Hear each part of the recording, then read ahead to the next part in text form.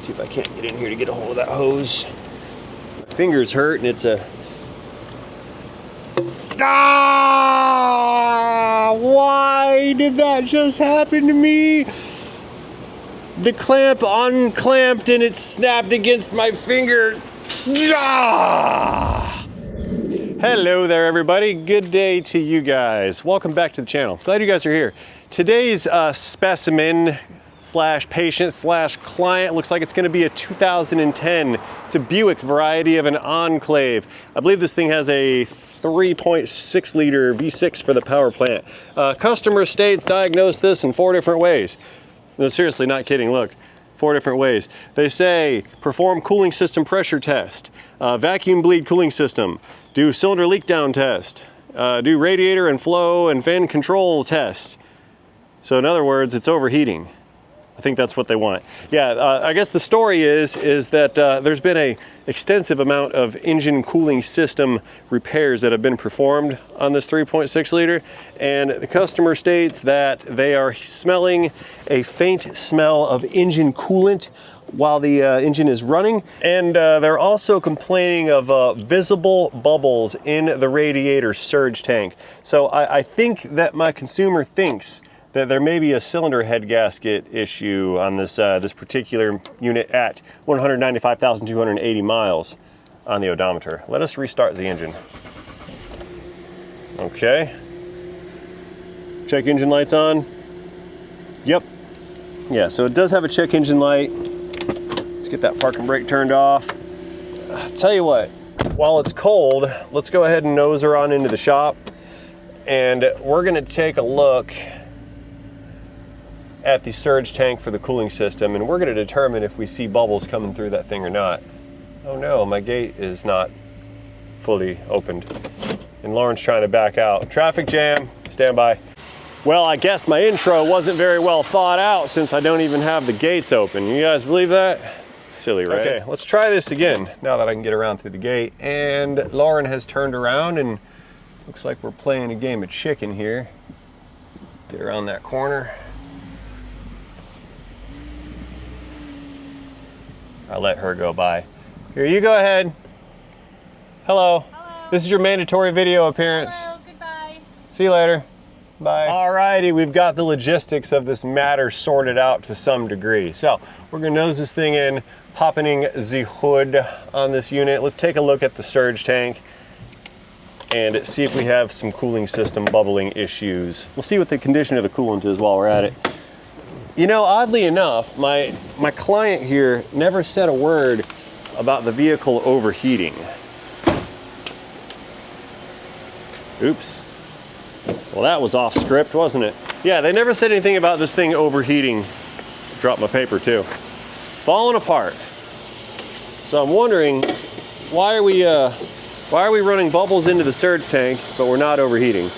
Where's the surge tank? I see no surge tank. Is that it? Yep. Okay. Well, it looks pretty nice and shiny in here, but let's take a look, see what we've got for some hardware in this unit. I'm seeing some electric fans, a pair of them. They look like brand new fan units. I don't know if you guys can see the patina on them, but that's newish plastic in there. The fans are not running though. I feel like they should be on at least low speed. Let's turn on the AC real quick and see if we get some low speed fan action. Okay, I heard the compressor come on. So with the fan commanded, or with the AC commanded on, those fans should be also commanded on. And they are not. Fans are not running. That's weird, okay. Make sure the AC is fired up. It is. There is our snowflake button, and we have some cool air coming out. However, with those fans in the inoperative condition, oh, now they're on. Took you long enough. All right, so never mind, the fans are running. So if the fans were not running, we would have astronomically high words head pressures for our AC high side and it would not cool, but they are now on, so that's not an issue.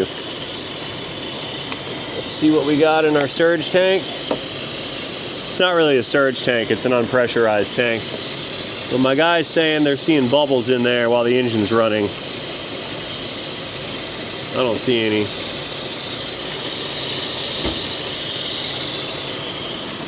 Okay. Looking for some coolant anywhere. Perhaps it's got a leak somewhere that we don't know about. I don't think so. Here, let's get rid of this cover.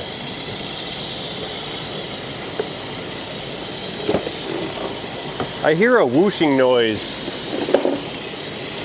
Almost like we've got some kind of a leak going on.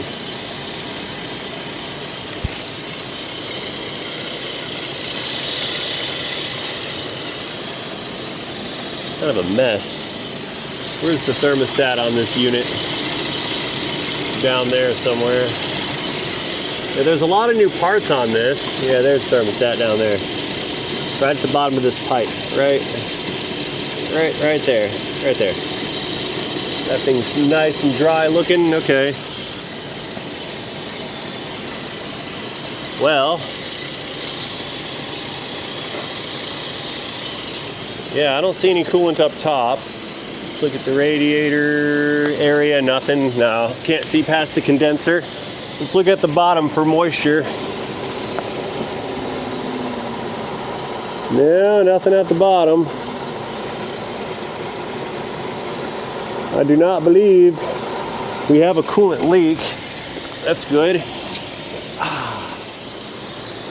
Yeah, my fella had said that they did the chemical test for combustion gases, you know, with the blue water inside of the vial.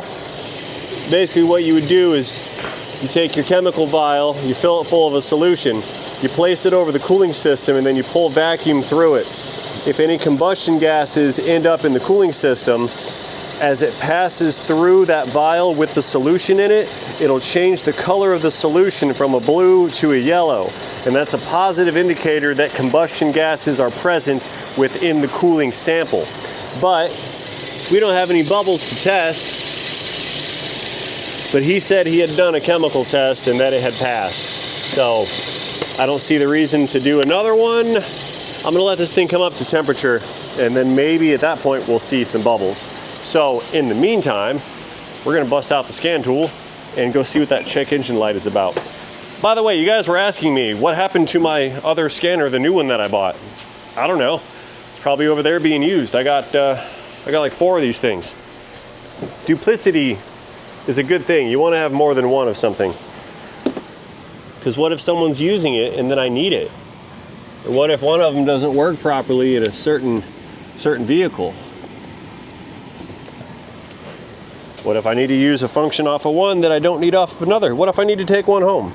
There's lots of reasons to have more than one scan tool. The reason I said that is you guys were repeatedly asking in the comments, especially every time you see this older scanner,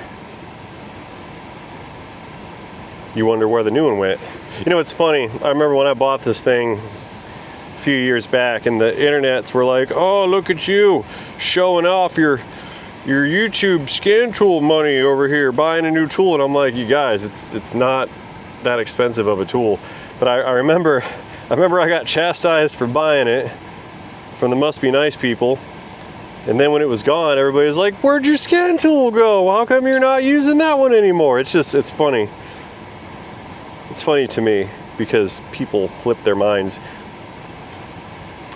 Codes menu. All right, we're in the engine right now. I'm gonna pull up codes menu. It's gonna give us the DTCs that are responsible for that check engine light being turned on.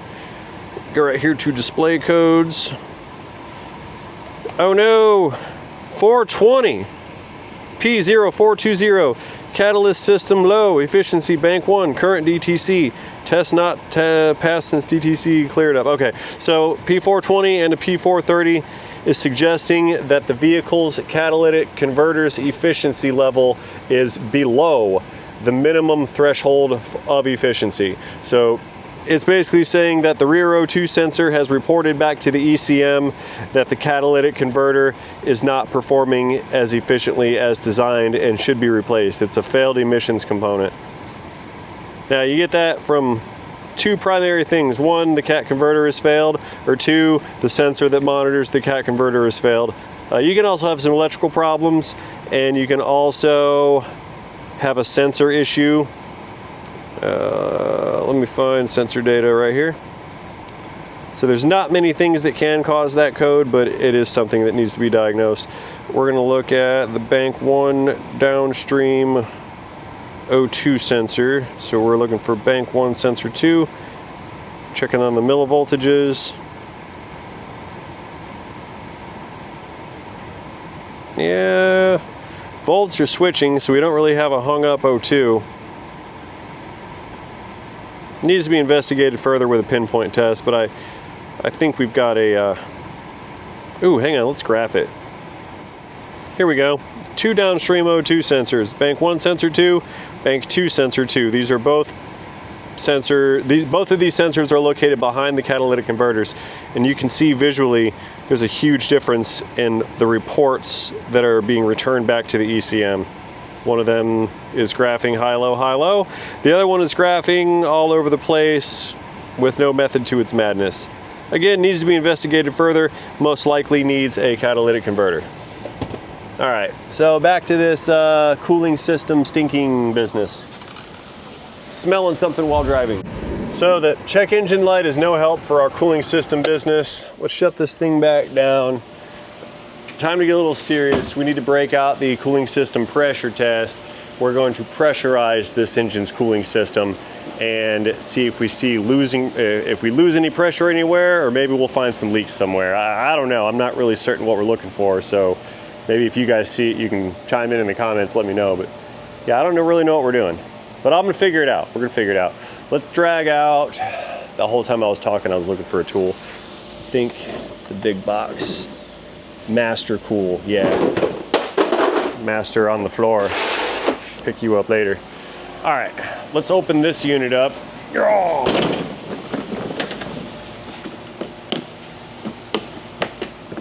Little winglets on the side. Alrighty then, there we go. So this is the cooling system pressure tester master kit. It's got adapters that fit onto everybody and a little bicycle pump right here. The bicycle pump connects to the adapters, and then we can pump pressure into the vehicle's cooling system. And if there is a leak, that pressurized coolant should force its way out of wherever the leak is, and then we can look for it. That's kind of the theory of operation here. So we're gonna need, I think it's this one, maybe this one. Let's pull the cap off and find out. I've taken the liberty, when you guys weren't looking, of removing that plastic shrouding business right there, and that exposes radiator cap. So let's kind of just crack this open a wee bit.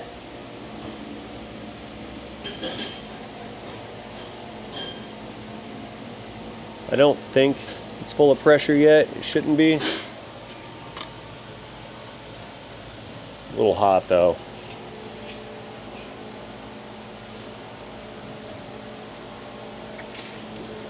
Nope, it's got pressure in there. Time to back off and let it cool off a little bit. One cool down 15-minute period later, and I was able to get into it without scalding myself. One quick impromptu change of plans. We're going to install a no-spill funnel right there, like so, right? Now, I'm going to go in here, start the engine again. I'm going to throw a little bit of water into that funnel. That way we can visually see if we have the presence of bubbles. So start the engine back up, right? Take some water, put some water in there, and then we can visually take a look at the cooling system to see if it is bubbling combustion gases.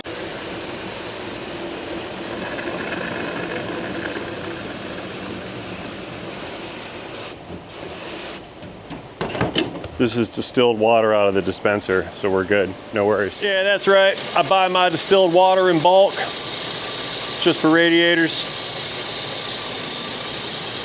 All right, so we're gonna fill that up some. We're gonna hang on to it. We're gonna bear witness, see if there's any bubbles coming out.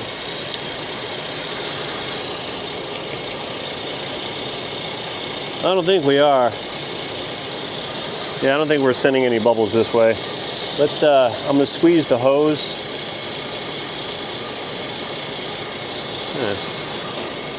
Hang on, there's some.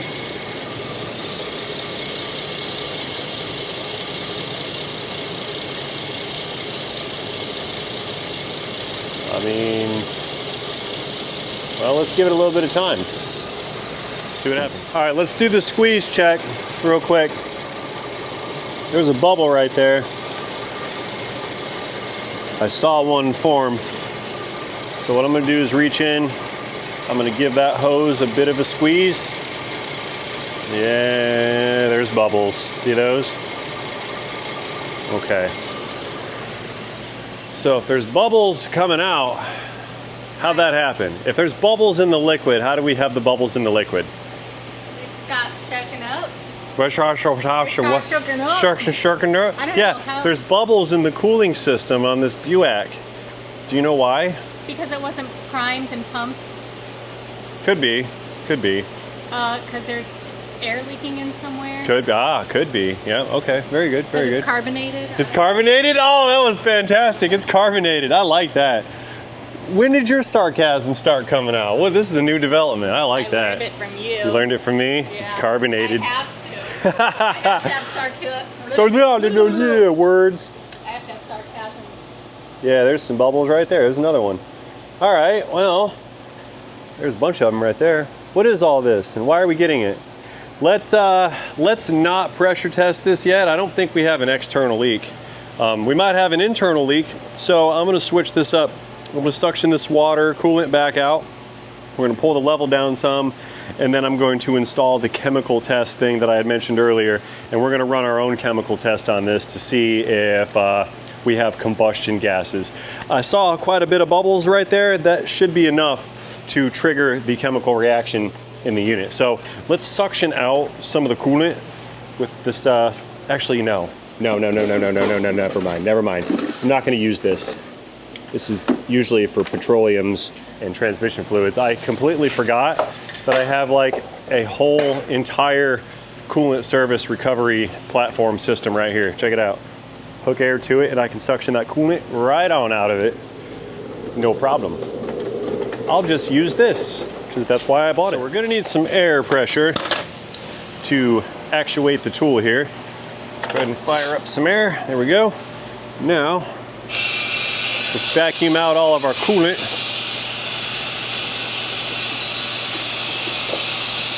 I did it again. See that? I clicked empty, not service. It's supposed to go on service. I do that every time. Every single time. Because in my head, I wanted to empty the coolant, so I should have selected empty. Empty pressurizes the used coolant tank so I can empty the machine. I should have not forgotten. Every single time. Oh well, at least now we got the bugs off the front of the car. So let's try that again. Suction.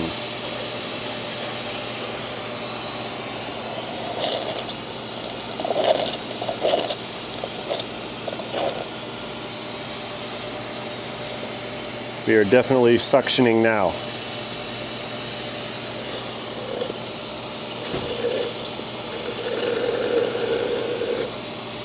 A little bit more. Down the hole. Comes out from the bottom. See that?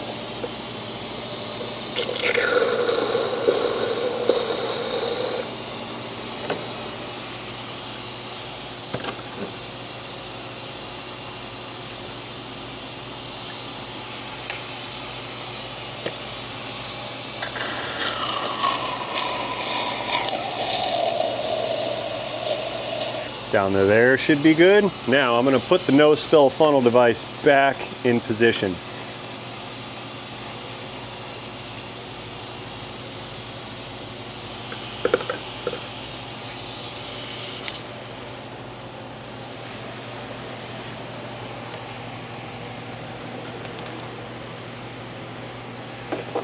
Okay, let's go start the car again.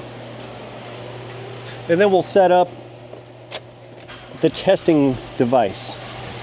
So yes, I am running this car low on coolant. No, that's not going to be a problem. Okay, here's our leak detection device, or the chemical rather.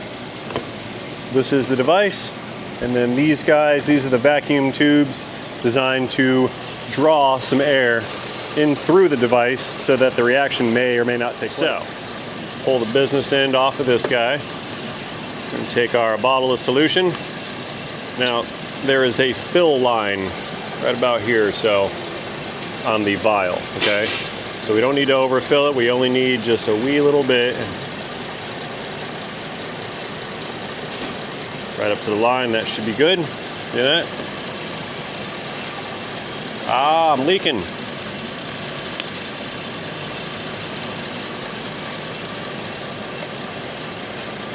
That guy back.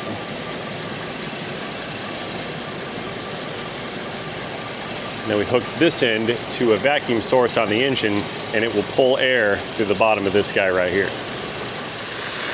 So here's the deal. I ended up using the vacuum source on my BG machine in order to get the air to pass through and vacuum through our solution. So now what we do is we set this guy down in that hole, and that's enough suction here that if there are any combustion gases coming through the cooling system, they're going to end up getting sucked in through this vial. If it happens, it's going to turn this solution in there from blue to yellow if there are combustion gases present. Let me give that a couple squeezes. I want to make sure there's no coolant coming through. Yeah, see, if we squeeze it too hard, coolant's going to come up. If coolant gets into this, it invalidates the test.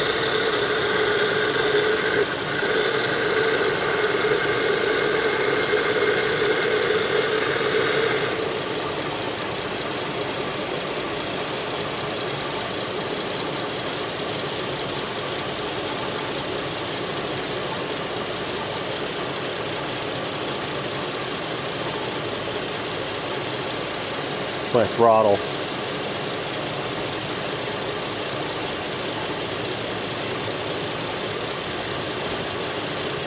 Yeah, now we just kind of wait. I'm going to do this for a while.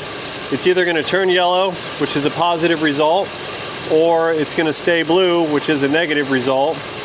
And then I got to figure out some other reason why air could be possibly entering into this cooling system, because that's either combustion gases or it's air. If it is combustion gases, it's coming from the combustion chamber. Now that doesn't automatically mean head gasket. It could have a crack in the cylinder head. There could be a head gasket leak, but it could also have a crack in the head, the block. There's numerous things that can allow combustion gases to enter into the cooling system. We will cross that bridge when we get there. I'm still not getting any yellow out of this.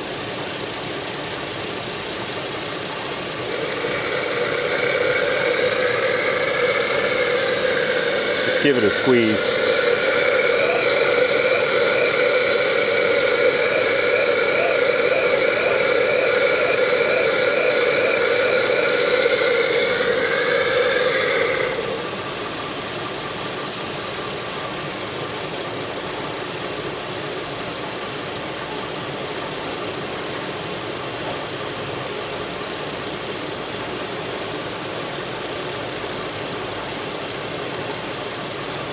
A little bit more throttle.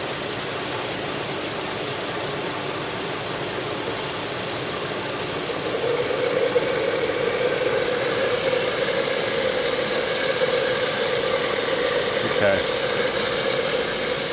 Returning, it's been about 8 minutes. Nope. We do not, according to this, have combustion gases in the cooling system. No combustion gases. So, we take our fluid solution our expensive fluid solution. And we're just gonna put it back in the bottle because there's nothing wrong with this. You can see that's blue, not yellow.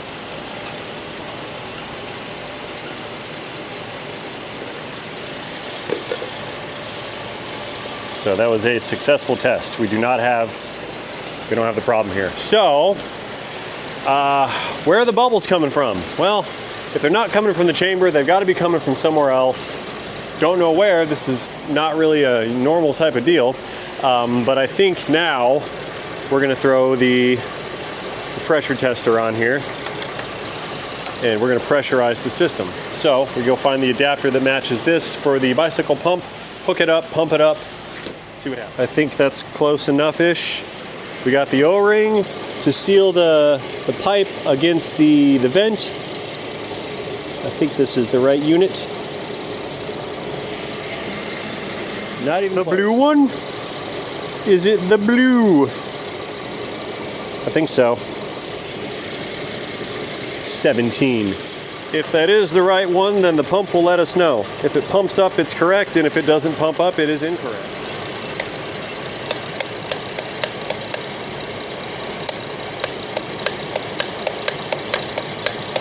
It's pumping. A little bit more.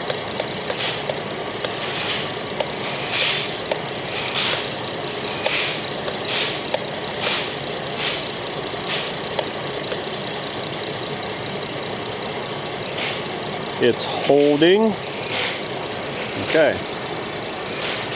So now we're gonna raise the car up and take a look around and see if we can't see anything leaking. And that puts us right over here to the point of the whole video, the green subscribe button.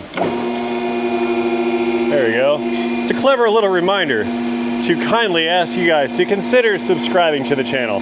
Because if you subscribe to the channel and then you turn on the notifications, every time I post a new video, you will receive one on your device, which lets you not miss that currently posted video. And that's good for you. It's also good for me. So if you do not wish to miss out on any future content such as this, consider subscribing to my channel. That way you can receive the YouTube notifications. It's free. Okay. So we're back in the air, and I've been doing this job too long to not visually look at all of my lift points after I've lifted. That looks good, good, good, good, everybody's good. So now we look around for some coolant, which that's from me spilling earlier.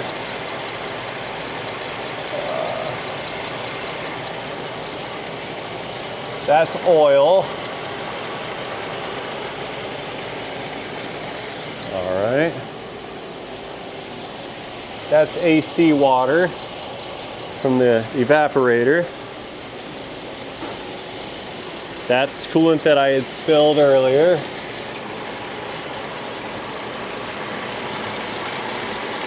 It's got a new water pump. Yeah, the new water pump up there. So that's not leaking. Okay. Well, I'll let it run for a little while. We'll do one more looky-loo. I don't think we have a problem. I really don't. And this thing's got a whole new cooling system on it. All the hoses are new. The thermostat's new. Yeah, I really don't think there's an issue with this car. Okay, so there's no huge leak visually that we saw from on the bottom, okay? Water pump's new, radiator's new, hoses are new, heater core hoses back there are new. I understand they bypassed the rear heater core because that's got a leak in it. So I don't think we're gonna find any external leaks, and we didn't test properly for, or we didn't have a conclusive test on an internal leak, right? But we do have this. Take a look at that pressure right there. We did lose a little bit of pressure. So we're gonna have to do the waiting game type situation here. Let's shut this thing down again, power off. Yes, I just reached inside of the door to shut it off and then I opened the door. Yes, it doesn't have to make sense. It doesn't, I promise. So I'm gonna leave that alone. Here's what we're gonna do. I'm gonna leave this thing alone overnight exactly in this configuration. Pressure just went up. Whatever, I'm gonna leave this alone. And we're gonna come back tomorrow morning and we're gonna look for any coolant drips, things of that nature. So, in order to determine if we have any drips, we need to get all the AC water out of here. So I'm just gonna hit that with a leaf blower real quick. We're gonna dry up a bunch of the water as much as possible, get it off the floor. That way in the morning, if there is a leak, there should be coolant where the leak was. That'll help me find the leak. And the pressure should have bled down, and if not, then we will go back and look a second time. So, right there is good. Let's set her on the locks. Safety on the lock, very good. Let's fetch the leaf blower right quick and blow the area clear.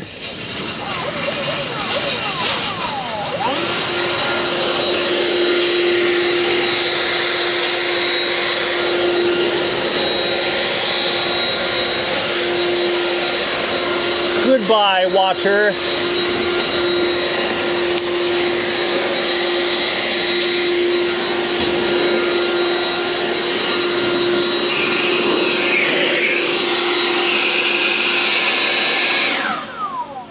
Leaving on a jet plane. There we go. Nice shiny clean floor. Okay, so I need to pick up some of my mess and my tools and we're gonna come back to this thing first thing in the morning. But don't worry, you guys don't have to wait. It's gonna be just a matter of moments thanks to the beauty of film editing. And poof, just like that, guys, it's the next day. Our Buick's still hanging out here on the rack. I did raise it up when I got in to take a peek down below, and as I had expected, we are not really seeing any coolant presenting itself down here, okay? So I need to back up a little bit. We're spending a lot of time looking for this little coolant leak type of business, and I'm not seeing it, you know? Engine running, we didn't see it. Engine off overnight, still didn't see it. Since we are turned off, let's take a closer peek at that water pump right there. Look at that. I see nothing. I see nothing on this water pump. Whoa, whoa, whoa, whoa, whoa, whoa, whoa, whoa. I see something above the water pump though. Looky, looky, looky right there. Right there, there's a drip. See it right there? And look, there's a drip right there. I thought we were not gonna find a leak, you guys. Oh my, I just surprised myself. Okay, we got something, hooray. Let's second, third chance green subscribe button this. Hang on, let me get my fingers in front of the camera for that one guy who said I'm an idiot because I can't seem to get my fingers out in front of the camera. That's just for you, one guy, right in front of the camera, just for you, bro. Yeah, see, the power of your horrific comment has been disassembled by my wiggly little flangy. Look, Laura, I'm wiggling my little flanges in front of the camera because I'm a horrible cameraman. Do you see? I do. Do you see? I'm just trolling some random guy. No big deal. I think I found the leak though. Been waiting all night for this leak. Let's see what our gauge says. Our gauge has indicated there has been a pressure loss of some sort. Now, where's the leak at? Man, I can't, we had a better view from the bottom. I can't see anything up here, but it's up here. I believe there's a thermostat housing or some sort of housing right here below us. There's a radiator hose right there, and there is coolant in that radiator hose, so I'm assuming somewhere in here is where the leak's at. Let me take some stuff apart. Let's go in there and try to find it. Okay, so since we know the leak is around here somewhere and there's all this stuff in the way, we can do this a few ways. I can stick pry bars in there and jam everything out of the way and try to go in there with a mirror and a flashlight to attempt to see where the leak is. But even if we go through all that rigmarole to try to find the leak, that's not going to do much to stopping the leak. So it makes really no sense to conduct ourselves in such a fashion. So what I shall do is we're just going to gain access to where the leak is. That way, after I find it, we're in a better position to repair it, right? So the first thing I'm going to do is take this fuse block out of the way, because there's a motor mount under it. And then once I get a hold of the motor mount, we can take the motor mount out of the way. And whatever else is in the way that we find along the way, we can get that out of the way. And then once everything's out of the way, we can fix the coolant leak. Now, Dad, yeah, kid. make your coffee. Coffee! Thank you, darling. Thank you for the coffee. Did you make it all by yourself without mommy's help?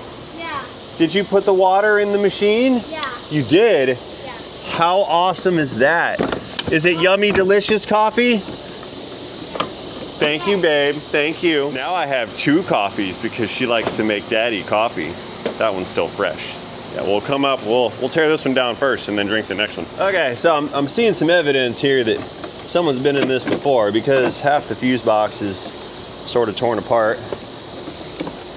It just was sitting down in the hole down there. It wasn't really secured.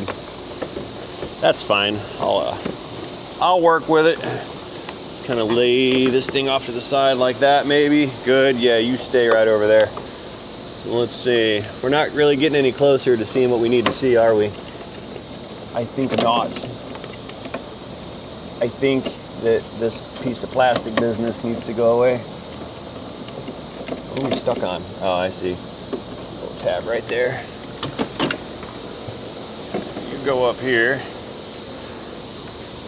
All right, well, I found a coolant hose. Well, looky there, Sherlock. I found a clue. There's a bunch of witness marks all over this bolt right here. So there has been an individual present in this current location at some point. There's witness marks all over that one too.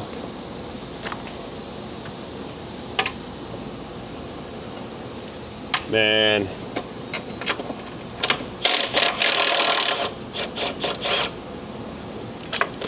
See that right there?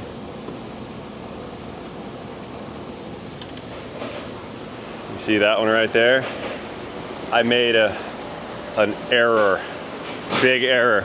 I was putting this front cover, that Texas Speed front cover on the front of this engine right here, and I had stuck the crank seal into it and just kind of pushed it in, and I was fitting it to see how well it fit, because that's an aftermarket cover, and I wanted to take it back out. So I got a hold of the cover and I got behind the seal on the back side of it and I pushed it. Well, as it popped loose, my fingers, gave way with great acceleration. And what I had found is that the machine surface on the inside of that cover is not like the factory cover. See how that's nice and smooth? This thing on that other cover was like CNC machined, razor sharp. And when I pushed the seal through and it let go, it filleted, like bad filleted, both of my fingers at the same time. First thing on a Monday. So now I have injured flanges in front of the camera, a bunch of them, not just 1 or 2 by accident. We're going full bore. We got injury flanges and regular flanges. Man, I'm in a trolling kind of mood today. Nobody's safe. Especially keyboard people. Okay, so in honor of our favorite troll commenter here on our favorite troll automotive YouTube channel with stuff in the way, I've gone ahead and invented what I call flashlight cam. So we have a flashlight right here with a camera strapped to it. And we're gonna utilize flashlight cam along with this mirror right here. Hello, I can see you. We're gonna use this mirror right here to go down below and see if we can't see something about a coolant leak. I had originally was thinking it was leaking at this elbow, where the elbow plugs into the engine block, right? But take a look right down here. Let me see if I can't dim this light just a wee little bit. It's not a no light, it's my stream light, so it doesn't dim as well. But if we look right there, see on that mirror, I hope you all can see, I see coolant, and I see coolant right here at the bottom of this radiator hose. I'm of the opinion that this original hose, that's the only one they never replaced, I'm of the opinion that this hose is leaking. Probably, if you look at the witness marks on this, you can see where that clamp's been removed right there. Maybe you can see it. Someone has removed that clamp and put it back. It's almost exactly in the same spot. But what I think had happened is when this was removed, during the removal of this hose, somebody went in there with like a pick or a screwdriver to break this loose, and they probably poked a little bit of hole on the inside of it or gouged up the inside surface, and this hose is leaking where it makes this connection. So what I'm going to do is we're going to order a new hose and disconnect that hose here and here and swap it out with a new one. So I get to fire up my little coolant recovery thing again. Hello. And then we're going to recover some more coolant and then pull that hose off of there. What you doing? I have an answer to the e-brake situation. What is it? Okay, so he said that... this one? Yes, for this, yes. He's saying that it doesn't hold. Oh, okay. Because he said he puts it in neutral. Yeah. And then he Squirrel. Distracted. Yeah, so it doesn't... He puts it in neutral and he has the e-brake on. Wait till I turn on flashlight cam. With his foot off. Aren't you supposed to like not shine that in people's faces? I'm shining it on your notebook. The Popo do it? Do the flashing. Oh. Yeah. Yeah. You don't have a party?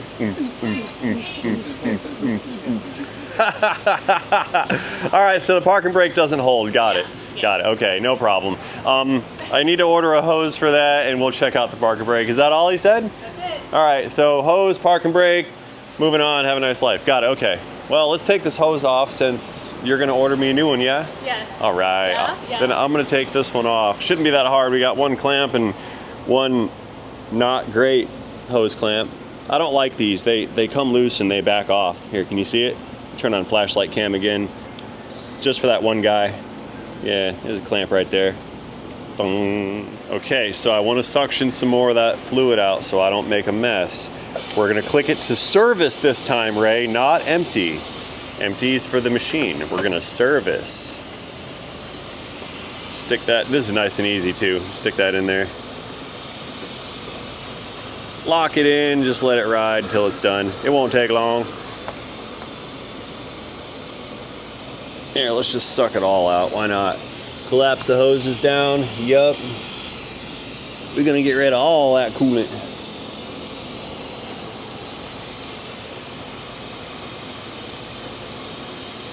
Yeah, that's probably good.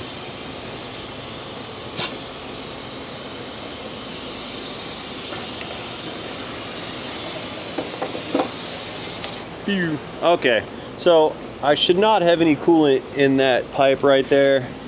Let's get a Phillips driver. Take that guy. So let's see, since this is a hose clamp, we're gonna get the big Phillips. There we go. Just get right in there nice and deep like. Let's spin this worm gear clamp business off, get rid of you. Yeah, I like the spring clamps actually better. They're less fun to install and remove, and they're kind of a bear to maneuver and work with. However, they have a massive advantage over these worm clamps such as this one here. This is old style. This is like 1930s technology. We don't really use this anymore. See, the thing is clamping force. The entire purpose of a clamp is to clamp one component to another, right? Well, you've got to have force to do such things. And if you'll notice, these hoses, they tend to have a circular shape, okay? So when we use a clamp such as this clamp and we tighten it down, what do we notice here about this? It's not exactly circular, is it? See, this is very flexible. This section is not very flexible. So depending on the size of your pipe, compared against the curve of the actual worm drive device right here, you can get uneven clamping force when this is tightened down because it will not generate even pressure around the full circumference of the clamp due to the design nature of the clamp. Yeah, you can, it's very pronounced on this side. It's got like a sharp bend right here. So what it's doing is it's clamping more here and probably here, and it's clamping less somewhere in this area and somewhere in that area, and that can cause a leak. Also, as the vehicle vibrates, this screw designed to hold the clamping force can vibrate and start to back off, and as you drive, these things just become loose, and then eventually they become so loose where they leak. So a better alternative is going to be one of these spring type clamps that give even clamping force and pressure for the full circumference of the clamp. So here, check this out. Go through and snap that guy loose and work it back. Okay. Now I'm assuming this is probably free. Let's see if I can't get in here to get a hold of that hose. My fingers hurt and it's a... Ah! Why did that just happen to me? The clamp unclamped and it snapped against my finger. Ah! Why? That's not what I wanted to do. That sucked. Okay. I thought I was safe, man. Dang. Oh, why? Now I'm hurt on both ends of my hand. This is not good. This is not good. Man, I can't believe that happened. Like, of all things, the clamp got me. New drinking game. Take a shot every time I say clamp. If you guys are into drinking games. I retired.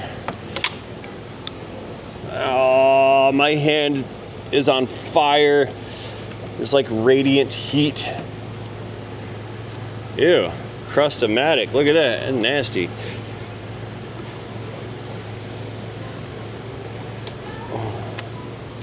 Sure wish I could use all my fingers. That might make this easier. Yeah.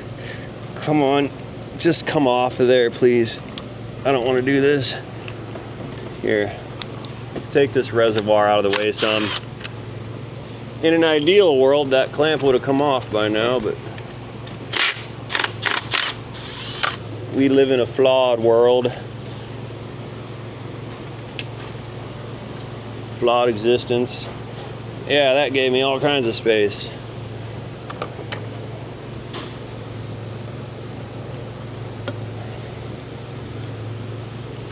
Okay. Well, that's nasty. Uber crust-o-matic right there. A bunch of crusty built up on the inside of this too. The hose is swollen. See that bulge in it? Yeah, this is going away. Okay, kids, now it's time for the arts and crafts section of our show. So I've taken an eyeball measurement of the width of the housing where that hose goes, right? So what we're gonna do is we're gonna cut a strip of this sanding paper here. It's 400 grit. We're gonna cut a strip of the sandpaper out, and we're gonna use it to decrustify the nozzle on that coolant outlet, right? Take this little guy, fold it back a couple times. Screwed that right up, didn't I? Not very good at arts and crafts, I suppose.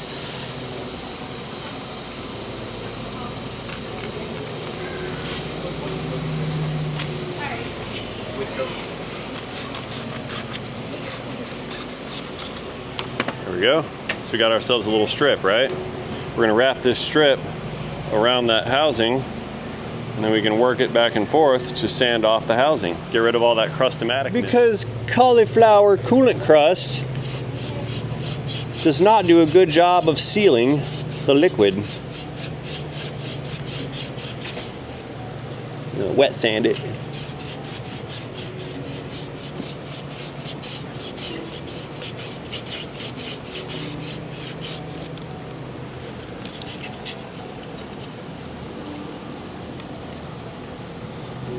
Man, that's so built up, it's clogging up the sandpaper. That's not good. Okay, well, this is getting interesting. See, this little elbow business, like I said, it bolts to one of the cylinder heads right down there. See that right there? Now, I'm noticing there's also witness marks on the fasteners.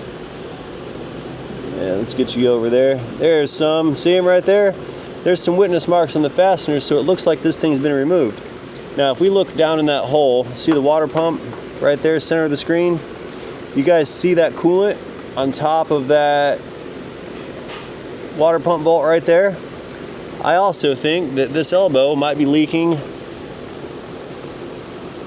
at the O-ring because I see more coolant. So let's take this elbow out. That's going to give us a shot to re-O-ring that, and it's also going to allow me to clean this Crustomatic business off of here because that's not going to seal. Not going to seal at all. It's inevitable that this motor mount needs to go away because I feel like it's very much in my way. So we're just going to pull this guy right on out of here. It's actually a torque mount, not so much like a motor mount. It's called a torque mount. That's been replaced. Okay. Now I got a little bit more space here. I'll go in with some electron ratchet, start working on those fasteners in there. Not much to see. Wrong size socket. So it looks like there's going to be 2 10s in there and a 13.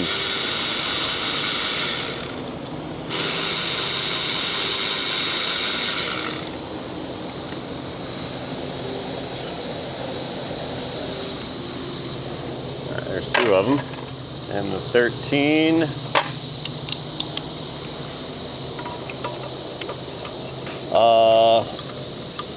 Why can't I get a?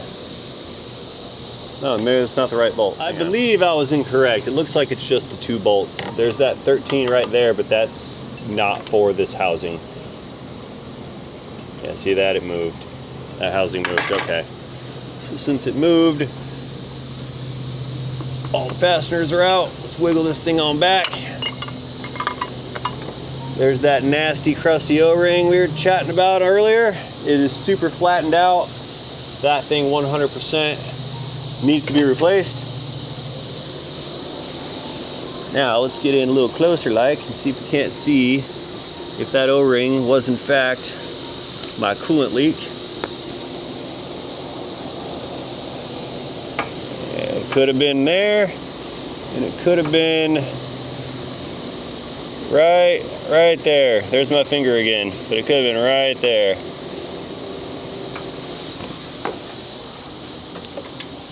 So we have one O-ring, that one's super flat, look at it. And then the circular one right there. So let's clean up all these sealing surfaces here. Let's pluck the O-ring out of it, and right in the face. And then we'll dig this little flat gasket seal business out as well. This is called the lower thermostat housing, or water outlet housing, or something like that. Water outlet. It's not the thermostat. Yeah, look at that. That's all crusty, old, nasty coolant that's been drying up. Okay. Yeah, it's been leaking for a while, I think, too. And this guy.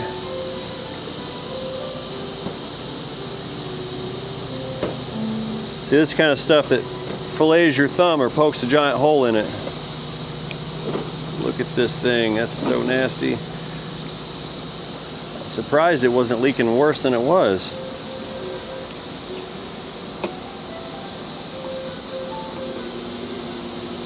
Oh, come out of there. Dang. So it's our gasket. One O-ring, one gasket.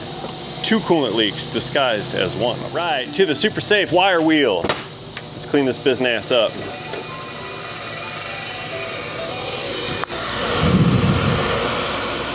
Engage your safety squints now.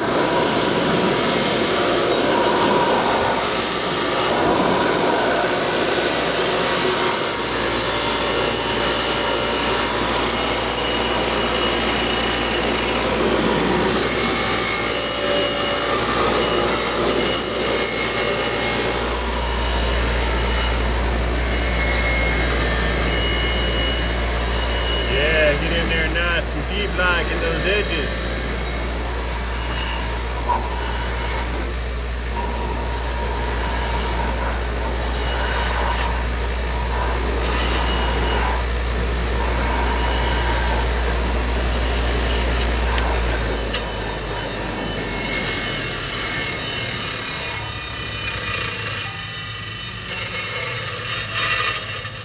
Phew, powering down.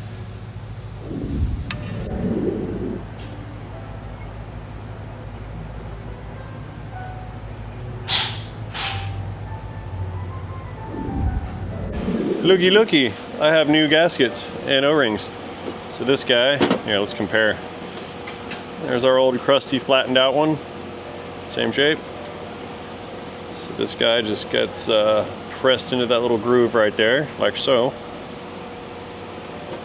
And then this little guy, there's still some crust in there. I'm gonna hit this with the wheel one more time. Here, we'll do it with the handheld and get into those tough to reach places.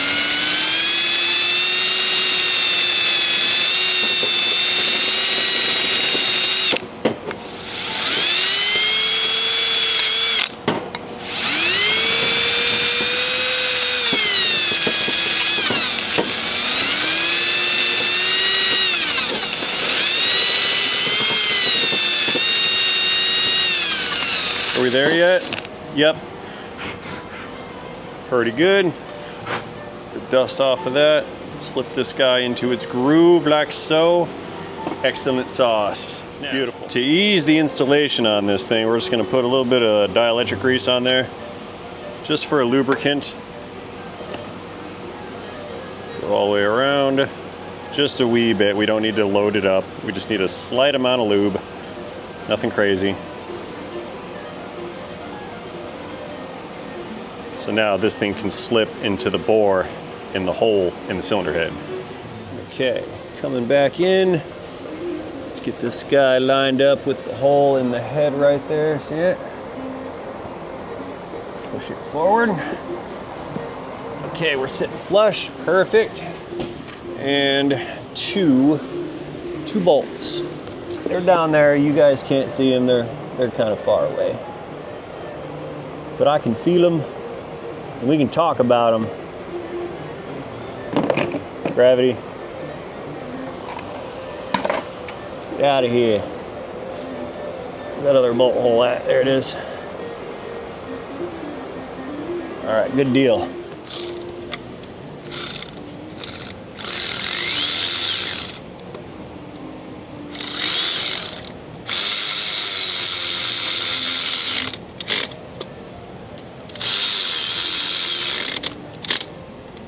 Clickage.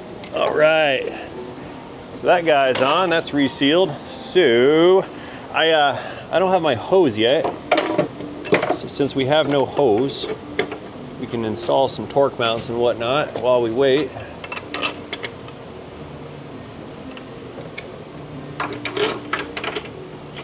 There we go. Not even close to the right tool. How about this one?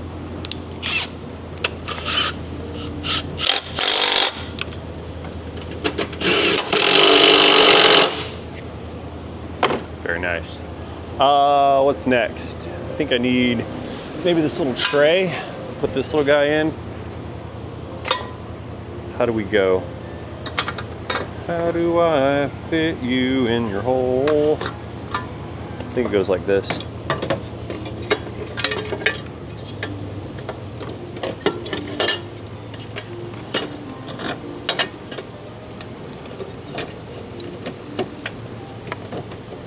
Yep, that'll do.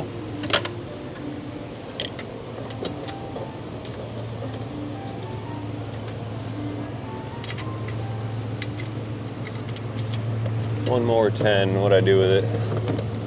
I think it fell off my tray. Nope. The magnet held strong. Okay.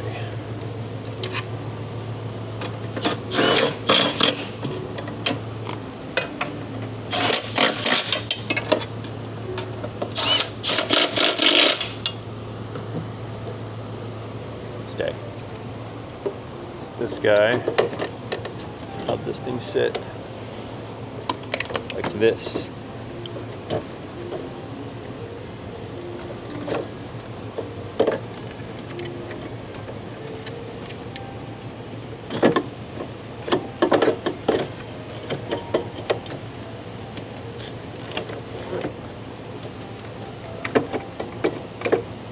What is the problem?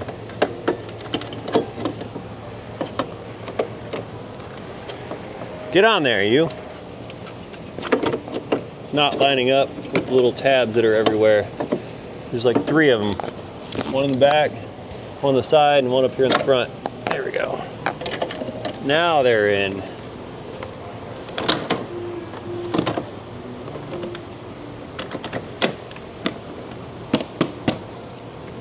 Okay, this guy plugs in to that connector there. That's good. Come here. Stop not coming over here. That one goes there.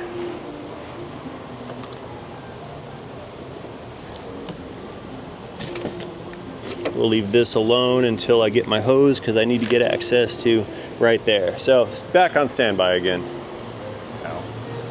Okie doke, so we have a replacement hose. It's a Deco hose, just standard aftermarket stuff. Now I have here a screw type hose clamp. Now this is the one we took off. Now we can see, here's the problem. You see the curve difference on this? This one's not great. This isn't great either, but since the original spring clamp that goes here is gone, I don't have one. And I looked for one in my archives of stuff everywhere. I cannot find one of these that is the appropriate size, so I'm going to have to use one of these style clamps. I don't prefer it, but we're gonna have to use it. That being said, I've selected one that is the proper size. Because it's the proper size, that circumference radius or whatever issue going on with the clamp area, the clamping force problem is lesser than the clamping force problem of this particular unit right here. So yes, these can be used. They're not preferred and they're not great, but they do work if you select the correct one. So that being said, we're going to transfer this clamp over to right over here, then we can get the hose on, fill this thing back up with coolant, and then we will check it for additional bubbles and or leakages. Yeah, so you remember when I was screaming in agony over my pinky flange in the camera, by the way? That was because this clamp had let go. See, when I originally removed it, let me show you guys, do this live action real quick here. When I had originally removed it, my live action's failing. As you clamp these, see that little catch right there? That little catch will lock in and the clamp will stay fixed in this open position. See that? Well, I had managed to push it out of the lock and it snapped back. When it snapped back, it snapped into my finger, and that was the source of my injury. So, I need to get this off of here so I can get this ticking time bomb of a clamp off of here.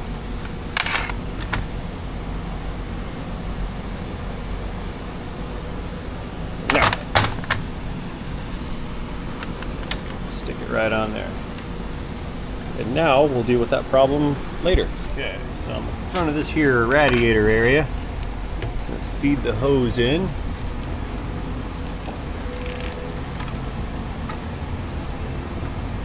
Good. You stay right there. Then we'll come around over here and then slip that hose onto the thermostat deal. Water outlet. It's not a thermostat, it's a water outlet. It looks like a thermostat, but it's not. Slide this guy on. Come on now, get on there. You're nice and smooth and shiny. Whoa! Get tried to get me again. Ooh, that could have hurt. Well, I suppose that personal injury is gonna have to be the price we pay for even clamping force. Yeah, there are special tools and pliers for these types of clamps. If you hadn't noticed, I don't really have the clearance in there to work with one of those, so yeah, we're using pliers instead. It's a little awkward, kind of dangerous-ish, cumbersome, annoying. They slip off like that.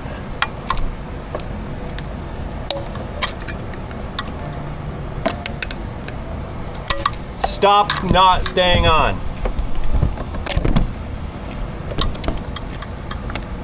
Remember that part I said about annoying? We're getting there. Getting very annoyed. Can't get the angle right.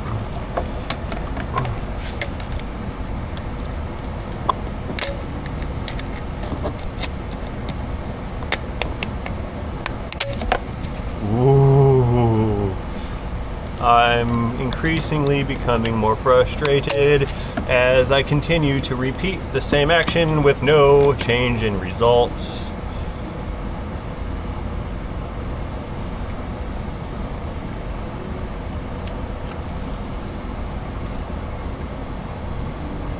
If I set the clamp, it'll lock in, and if it locks in, I can't unlock it.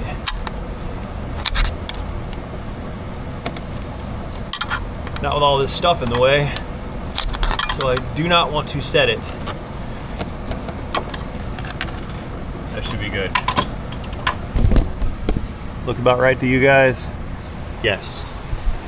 So now, come back around over here. Going to figure out how to flex this with no space and plastic digging into my finger. Come on. I'm like way too cut up for this.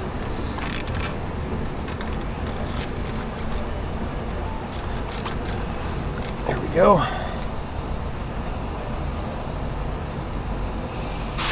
Get that guy lined up like that. Perfect. A little bit of screwdriver action in here.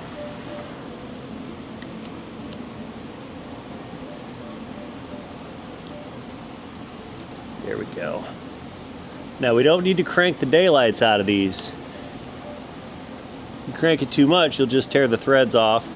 Okay, back up top, I have this power steering reservoir bolted back on, 2 nuts. Next task is to get the battery cables back in position here.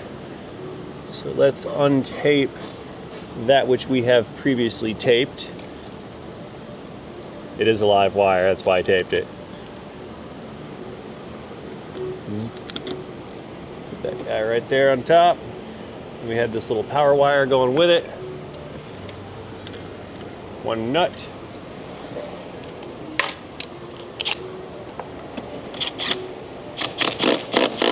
Nickage, 1 broken positive battery terminal post cover. You stay right there. Okay, that's looking good in the neighborhood, all is well. Let's get the mess out of here. Come with me, Trey.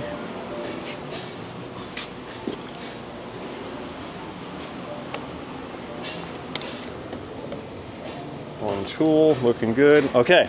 Let's fire up the coolant machine again. We're gonna vacuum the system down. Service, not empty. We're gonna vacuum the system down, suck out as much air as we can, and then we will begin filling the system with fresh engine coolant. Beginning vacuuming procedure now.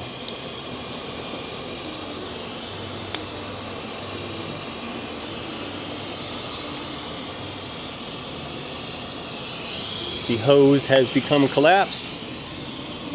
That lower down there, that one's collapsing pretty good. So, switch it over to fill.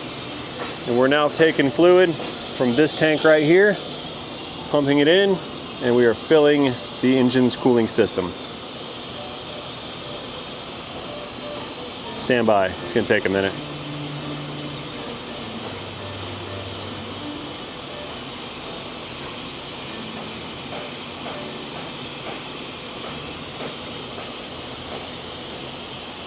Okay, the gauge says we're out of vacuum. It's actually on the pressure side a little bit.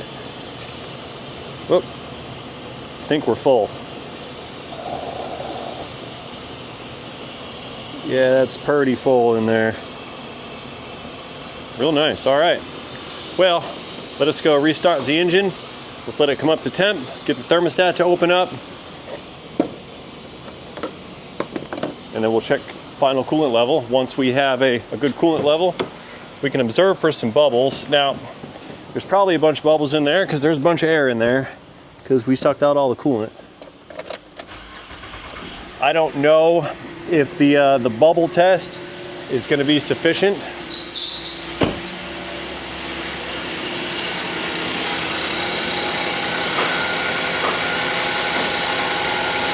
Okay, let's get the no spill funnel back out. It's out here on a Yukon because this Yukon has a blowed up head gasket. It was firing coolant out of the top of it on a cold engine. Not good.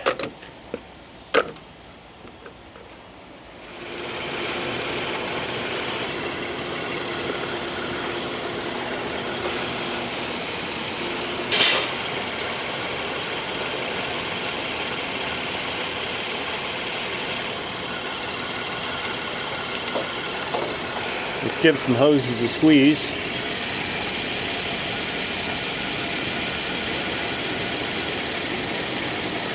Okay. All right, let's let it come up to operating temperature. About a half hour later of runtime, we've seen that this bottle level has dropped down. There have been some bubbles that came out of this, but we also introduced a boatload of air into the whole system. I gave it a couple squeezes earlier, and my squeezes are yielding no streams of bubble. I'm squeezing right now. Oh, there was one. But no streams. So I'm pretty sure that the bubbling issue that they said they were having has been resolved. My theory is this, is if coolant can leak out of something, then air can also leak back in. I don't know if there's just leftover air in this from the get-go, from all the other cooling system work that had been done, and they just didn't drive it enough or run it enough or purge it enough to get all the air pockets out of it. Regardless, if that is the case, we still found a leak, and I have repaired said leak. So we at least got to check the box off where the coolant smell has been resolved. So that being said, that is a completed repair.